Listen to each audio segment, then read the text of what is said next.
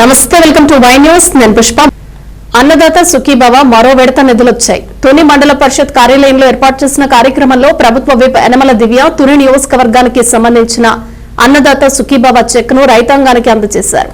PM Kisan Yojana Annadata Sukhibhava మూడో విడత నిధులు రైతన్న ఖాతాలో జమ అయ్యాయి. అధికారంలోకి వచ్చిన వ్యవసాయ పెట్టుబడులకు ఏడాదికి 20,000 ఇస్తామన్న కూటమి ప్రభుత్వం మాట నిలబెట్టుకుంది.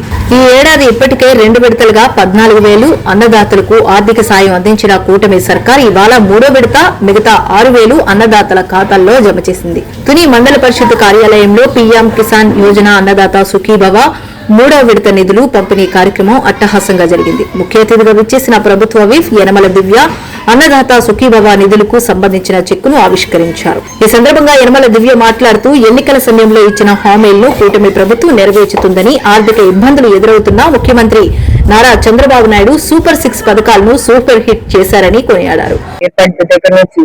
ఎన్నో మంచి కార్యక్రమాలు చేసుకున్నాం. అందులో ఒక కార్యక్రమం మన అన్నదాత సుఖీభవ.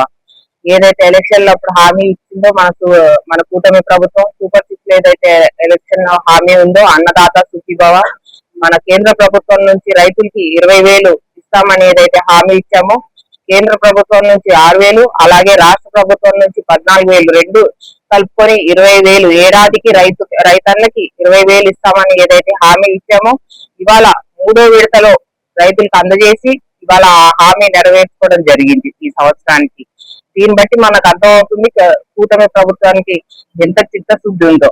ప్రతి రైతన్న కూడా ఇవాళ రైతన్న కళ్ళల్లో అటు సెల్ ఫోన్ లో నోటిఫికేషన్ రాగానే అటు రైతన్న కళ్ళల్లో ఆనందం అనేది కనిపించింది. ఇవాళ రైతన్నకు ఒక భరోసా వచ్చింది మన కూటమి ప్రభుత్వం అంటే.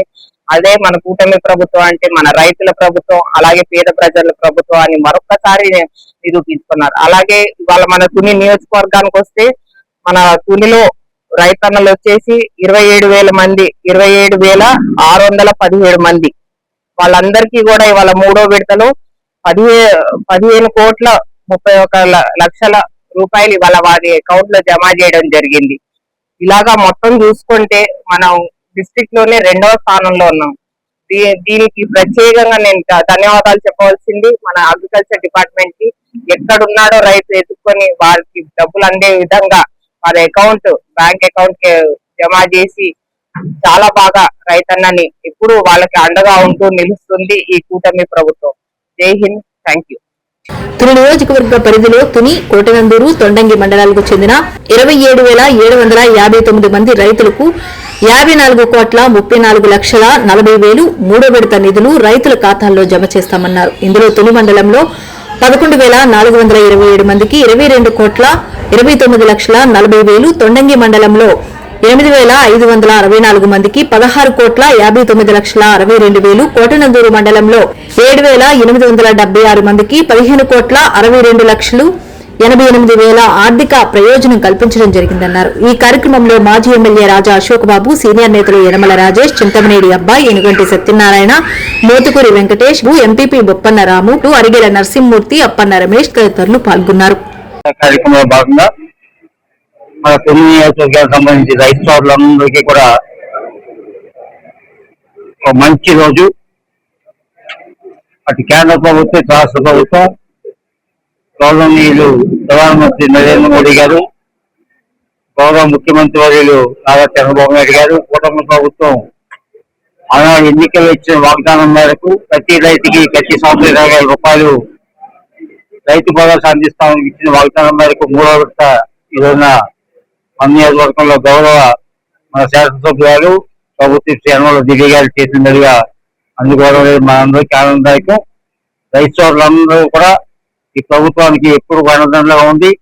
ఈ ప్రభుత్వాన్ని మనం ముందుకు తీసుకెళ్లిన బాధ్యత రైతుల పైన ఉంది. అదేవిధంగా గౌరవ మన శాసనసభ్యుల గారికి ఎప్పుడు ఆనందంగా ఉంది. మన నియోజక అభివృద్ధికి మన అందరూ సహకారం అందించాలని కోరుకుంటూ ఈ కార్యక్రమం నాకు అవకాశం పెద్దలందరికీ కూడా మరొకసారి నాకు ధన్యవాదాలు చెప్పి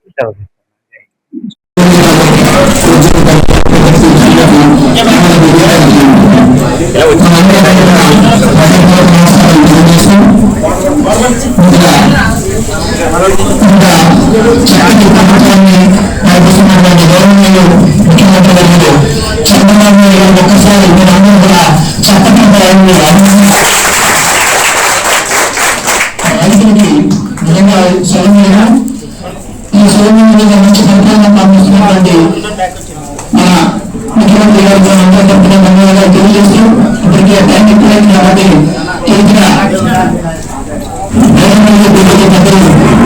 మాజీ శాసనసభ్యులు శ్రీమతి మాజీ అశోక్ గారు మాట్లాడాల్సిన వచ్చింది. The news sponsored by Vaira Family Restaurant, national highway Petagunta. నోరూరించే వంటకాలు, అసలైన మసాలా దమ్ముతో అదిరిపోయే నాన్ వెజ్ రుచులు మీకోసం. విచ్చేయండి Vaira family restaurant, national highway Petagunta, Tuni మండలం, కాకినాడ జిల్లా.